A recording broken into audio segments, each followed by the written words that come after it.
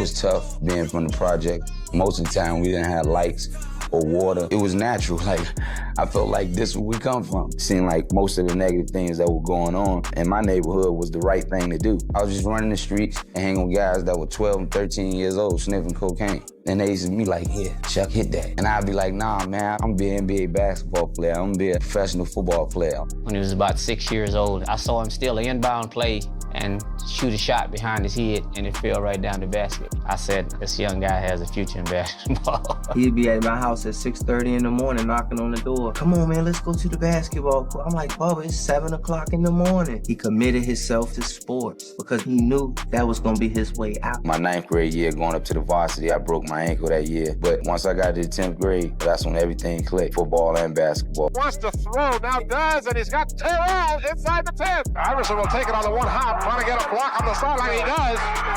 He's down the sideline looking for one block. He may go. He will. Oh! Green has it stolen by Iverson. Iverson with nobody there. Robert shot.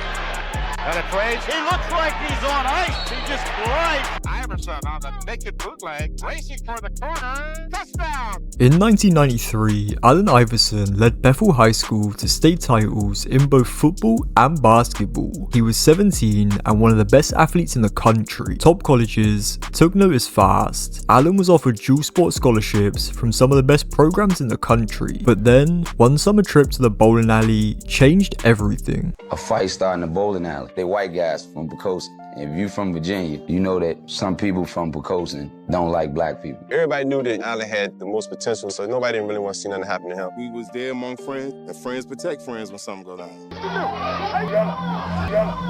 I remember calling Mo and saying, "Mo, I was at the bowling alley, and this would happen." And right then, he'd tell me today, he knew I was in trouble. One day, he told me the detective called him and told him if I didn't come down there and take these pictures that night, they was gonna arrest me off the floor at the Coliseum because we had a game that night. I said, "Look, if I don't take these pictures, what's gonna happen?" And they said they was gonna arrest me and charge me with it. So I took the picture. They waited like, I think, 8 months just so they could try me as an adult. Allen Iverson is charged with 3 counts of maiming stemming from a brawl at a bowling alley. It was portrayed to be like we was acting like a mob of some sort, like we was some organized team to go in and just beat up white people in a bowling alley that night. At 17, to be tried as an adult for a fight in a bowling alley, you'd have to think there was a plan. People wanted to make an example of Allen. I strongly believe that there was a conspiracy to destroy the future of a young, gifted black person. This morning, the Bethel High School basketball guard was found guilty of maiming and being a member of a mob. The court sentences you to serve a term of 5 years in prison.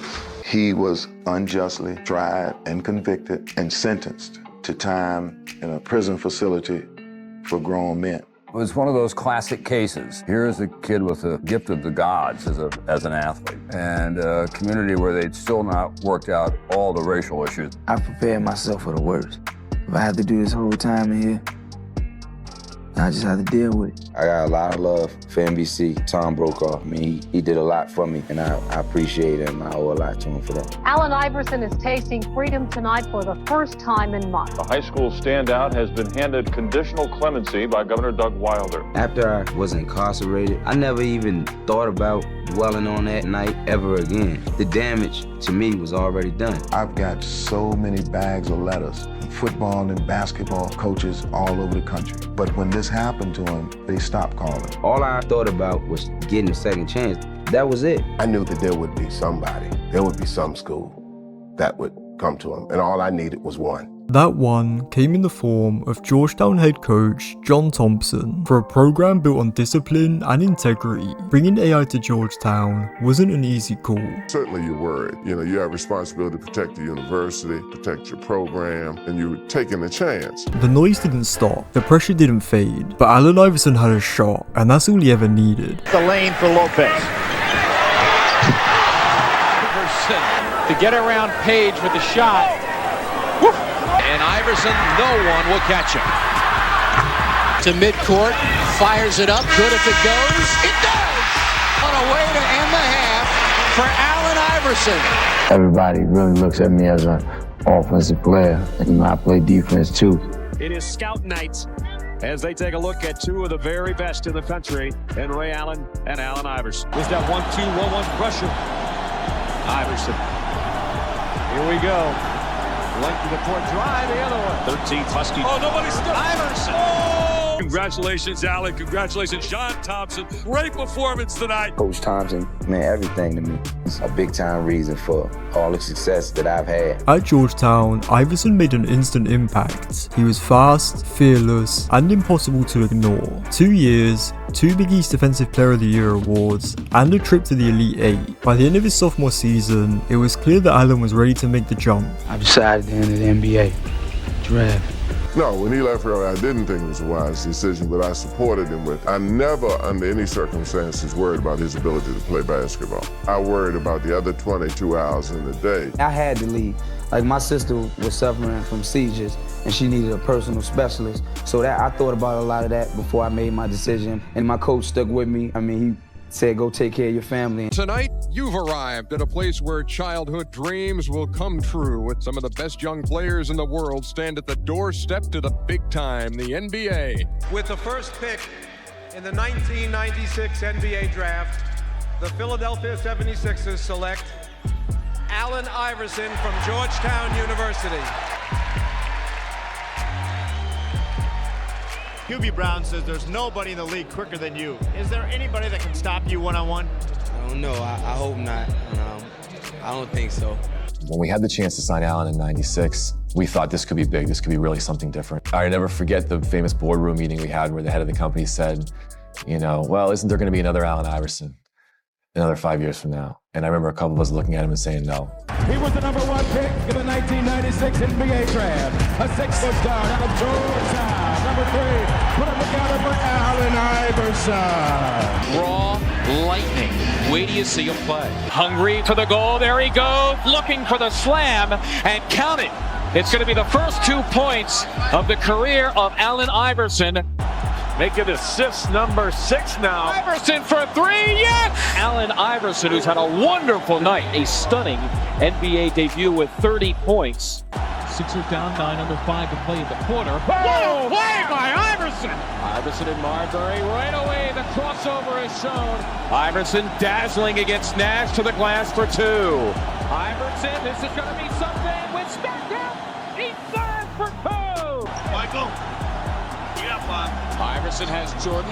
I gave him a little cross to see would he bite on it. Let him set his feet, and then I stepped it back again. Allen shakes straight, gets 2. Allen Iverson's rookie season was electric. He averaged over 23 points a game, broke records, crossed up legends, and won Rookie of the Year. But for all the highlights, the Sixers still finished with only 22 wins on the year. The franchise needed more than a star. It needed structure, culture, leadership, and that starts at the top. So in the summer of '97, they made a move, bringing in legendary coach Larry Brown, an old school, no-nonsense enforcer. He and Allen were opposites. Discipline versus freedom, fundamentals versus flair, and from day one, they clashed. Highly talented, highly sensitive, highly headstrong individuals that come from 2 different worlds. The first time I met him, I saw him acting silly as a player during a game, and I said, you don't need to be like that. And he kind of looked at me. Allen Iverson can take over a game as very few guards can. Allen Iverson also has cursed out his coach after being taken out of games. He creates with incredible speed. He slows his team's progress by missing practice, then assigning the fault to a bodyguard who, he said, failed to deliver a message. Coach Larry Brown and guard Allen Iverson have been going at it again. Iverson was miffed that he was benched Saturday night for the final 20 minutes of an eventual loss to Detroit. He suggested he might want to trade. Y'all know me, you take me out for 2 minutes, and I get upset about it not because I'm selfish or anything like that. I'm just competitive, and I want to be out there on the floor helping my teammates. I said some things that I really didn't mean, some things that hopefully won't come back to haunt me, But I made a mistake, and I'm willing to, apologize to everybody for it. Every time I ever took him out of the game, he would walk by the bench and mumble something under his breath that if I was in the park, I'd have to fight him. We clashed at times, but the love was always there because I knew he cared about me. I think he really does want us to win, and I believe in his heart He would love to sacrifice a scoring title or an all-star berth for us being successful, but the people around him might not. And that's the most difficult thing I think I face. A promising young pro basketball player is facing legal problems this morning. Police say Philadelphia's Allen Iverson, the NBA Rookie of the Year last season, has been charged with marijuana and firearms possession. The charges against Iverson were eventually dropped, but the message from the league was clear: tone down the bad behaviour or else. And with Allen being Allen, of course, he did the complete opposite. Braids, tats, throwback jerseys, diamond chains. He wasn't trying to fit in, he was trying to bring his culture into the NBA. While some criticised the image, for millions watching, it was a reflection of the streets, of the struggle, of the sound of a generation. To me, how you look is how you play. I used to make myself up to look not only just like a basketball player, but look like a superhero. You know, nobody would do this, nobody would do that. That's how I used to come up with it. The way Allen carried himself, the way he dressed, some people liked it, some didn't. When everybody started looking like I look, the cornrows and tattoos and baggy clothes, that was just a great, great feeling. But it was bittersweet, because I had to take the whipping for it. That's the body language of a thug, and he's got the reputation for what might diplomatically be called ungentlemanly behavior, and she's talking about the cornrows and everything else. It suggests that, you know, success, wealth, all that is tied into this gangster prison attitude, and I just think it's a negative, poisonous message. The NBA responded by introducing its first ever dress code: no chains, no hats, no jerseys. A quiet message wrapped in a policy. It didn't mention names, but to many, it read like a direct shot at Iverson and the culture he carried. With the league trying to polish his image, Allen needed a new way to channel the energy that had always defined him, turning to hip-hop as an outlet to vent his frustration. Under the name Jules, he dropped his debut single. It wasn't subtle, and that was the point. But the lyrics sparked a whole new backlash. References to gun violence, misogynistic themes, and homophobic slurs ignited public criticism. For some, it felt like Iverson had finally gone too far. The NBA distanced itself. Sponsors raised concerns, and Iverson, facing mounting pressure, cancelled all upcoming singles and pulled the studio album he had made before it could officially release. For the 76ers, the album was the final straw. Combined with ongoing off-court issues and friction with Larry Brown, the team began to question if Iverson's talent outweighed the problems he was causing. He was going to get traded, and I called him. I said, Bubba, I got a call from Larry Brown and Billy King. They're going to trade you. He's bad. No, man, no, listen. I said, well, listen, I can't defend you anymore. If you're not going to be on practice on time and strength train and lead this team and not curse the coach, Pat, I promise. I want to, so much so I want to be captain. I want to be captain with Eric Snow. Now, the trade didn't go down for other reasons, but thank goodness the trade didn't go down. I always looked at basketball as just a game, never looked at it as business. And I found out the hard way, but you know, at least I did recognize it before it was too late. Tracks the double from Carter. 5 to shoot for Iverson. Yes! That was for 3. The Timbo wanted a foul. Iverson with the steal. Goes inside. Murray's the one guy I think on the team that could score 30. Iverson down right there. What injured left ankle? Iverson, he gets inside. Fisher goes down, and Allen Iverson hits the 15-footer. Playing in second consecutive All-Star game, guard from the Philadelphia 76ers, Allen Iverson. Return to Washington, where he's had some of his best, some of his worst days. I'm sure it's sort of a 3-on-2, Iverson to the reverse. seen 2 spectacular plays by Allen Iverson already, playing off the ball. Look at the shot. Actually, his body is behind the back. Iverson for 3, out of 3. Marbury trying to get to Bryant. Duncan came up short, and it's over. The East comes from 21 down. The NBA had to wait for the final night of the regular season to crown a scoring champion. Philadelphia's Allen Iverson scored the season's average of 26.8, a half point more than Shaquille O'Neal. It is my pride and pleasure to introduce to you the NBA's most valuable player, our answer, and now the world's, Allen Iverson.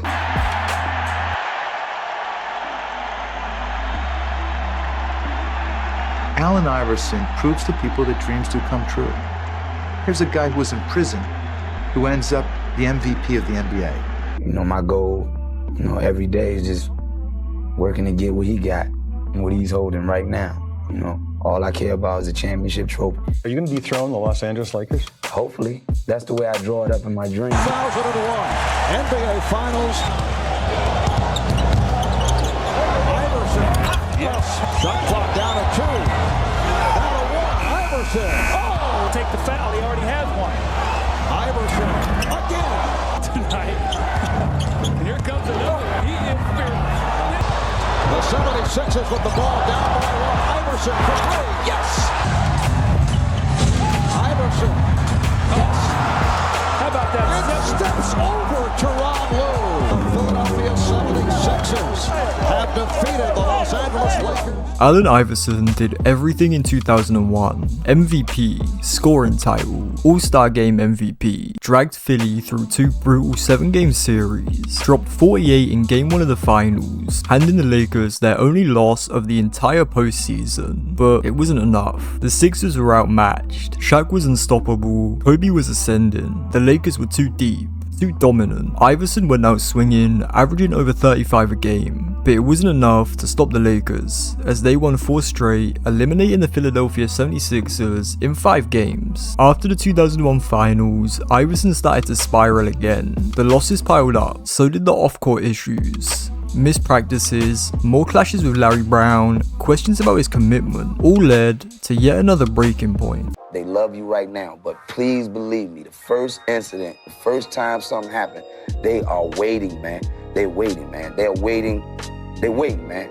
Trouble of a different sort tonight for one of the National Basketball Association's biggest stars. Allen Iverson was armed with a gun when he allegedly burst into an apartment in this building and threatened the people inside. They come looking for a gun 5 days later, like the gun's still gonna be in the house if I had one. The 2002 case against Allen Iverson made headlines everywhere, charged with breaking into an apartment looking for his wife, allegedly with a gun. But when it went to court, the prosecution hit a wall. The key issue, no one could say for sure if Iverson actually had a gun. The jury was split and there wasn't enough evidence to prove it. After the charges were dropped, Allen Iverson went back to what he knew best, and that was basketball. The 2002 season was a chance to follow up on an MVP year, but it didn't go the same way. Injuries piled up, chemistry issues lingered, the Sixers didn't have the same edge. They finished 43-39 on the year, and in the first round of the playoffs, Paul Pierce and the Celtics sent them home in 5 games. Once again, trade rumors swirled. The front office wasn't sure if the Iverson experiment had run its course. Tension with Larry Brown hadn't gone away,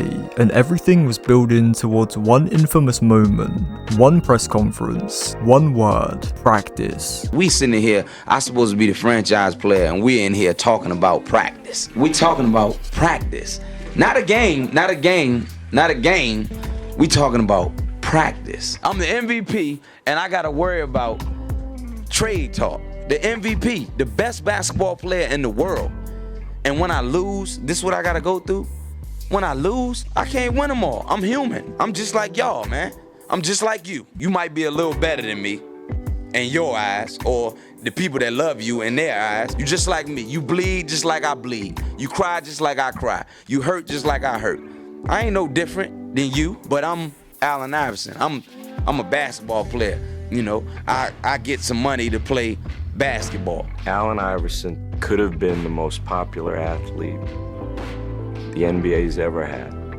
And I think sometimes his pride got in the way of that. By 2003, the writing was on the wall. Iverson was still the franchise, still putting up all NBA numbers, but the Sixers were stuck. Larry Brown resigned after 6 years. He and Allen had made the finals together, but the relationship never healed. The team tried everything: new coaches, new teammates, new promises. Randy Ayers didn't last a season. Chris Ford benched Iverson for missing shoot-around. Allen responded by showing up for a game in street clothes. They brought in Marie's cheeks, hoping a former Sixer could calm things down, and for a while it worked. Iverson moved back to point guard, dropped over 30 a game, and dragged the Sixers back to the playoffs. But the team was broken. No real second star, no real direction. Iverson could still score with the best of them, but the Sixers couldn't win. By 2006, the frustration boiled over. He clashed with management, the losses piled up, the rumors returned. Then, on December 19th, 2006, the day all Sixers fans had been dreading for years finally came.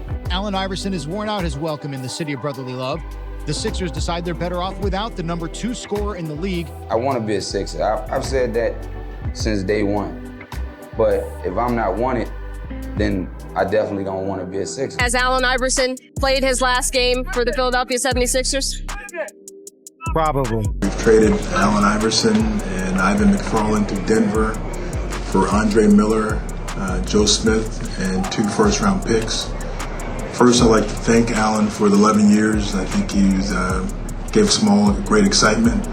I think he's one of the greatest players to ever play the game, and from the organization, I thank him for everything he's done for us. I just wanted to go somewhere where I can feel appreciated for what I do out there on the basketball court. I'm just looking forward to it. Be able to just concentrate solely on trying to win the championship. Iverson now with it for Denver. Got fouled and one. And Iverson, it's a 3-on-1. Bounce to Melo. Here he comes. Look out for Iverson, 3-on-2. Here they come with Carmelo Anthony getting it on the assist from Allen Iverson. Always going left. He's so dangerous. Gets the contact, jump stop, elevate, and finish. I clearly felt Denver would be the place that it would all conclude.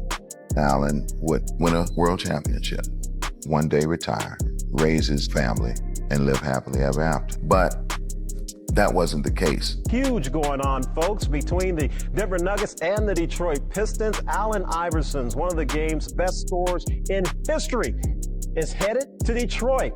AI going to Detroit, the second time he's been traded in the past 2 years, traded for Chauncey Billups and Antonio McDyson. In 2008, Iverson landed in Detroit, expecting to be a starter, a veteran piece for a playoff team, but it never clicked. Iverson struggled to fit in. The system didn't suit him, and when a back injury sidelined him late in the season, things unraveled fast. By the time he was healthy again, the team wanted him coming off the bench. Iverson wasn't having it. He saw himself as a starter, not a role player, and when that wasn't on the table, he walked. He left the Pistons before the playoffs even began. No goodbye, no resolution, just gone. After walking out on Detroit, AI was no longer seen as the franchise player he once was. Teams weren't lining up like before. He was still Allen Iverson, a former MVP, a legend, but the league had changed and Iverson hadn't. Months passed with no deal, no team, no answers. He stayed loud, but the phone stayed quiet. Then finally, a call. Not from a contender, not from a spotlight city, but it was an opportunity, and Iverson was ready to take it. The Grizzlies' long pursuit of Allen Iverson may finally be coming to an end, as Iverson making the announcement within the last hour via his personal Twitter account. Games into the season, unhappy coming off the bench for the lowly Grizzlies, Iverson asks for and is granted a leave of absence. Waived by the Grizzlies, the league's 6th all-time leading scorer in points per game is left looking for work.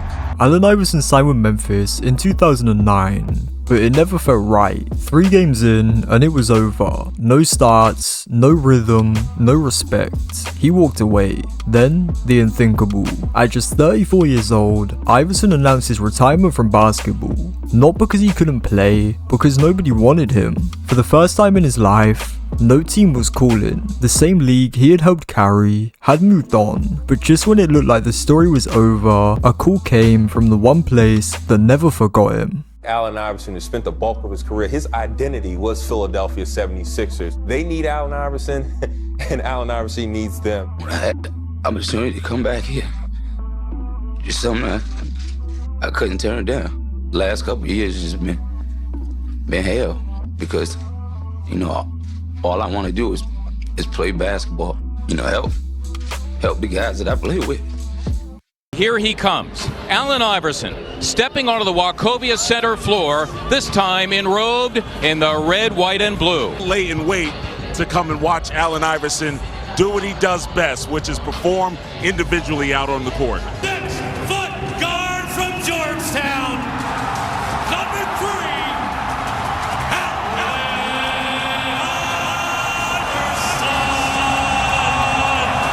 tipped by Dalembert. Allen again. Yes, and there it is. Caressing it for the Sixers. Remember, he's got 2 personals. Iverson open in rhythm for 2. The answer has come home. So AI is back, playing large minutes. Iverson's return to Philly felt like a storybook ending. Back in his Sixers jersey, back where it all began, the fans welcomed him like he never left. But the fairy tale didn't last. Mid-season, his young daughter was diagnosed with a serious illness. Allen left the team to be by her side. Basketball could wait, family couldn't. He never made it back to the court.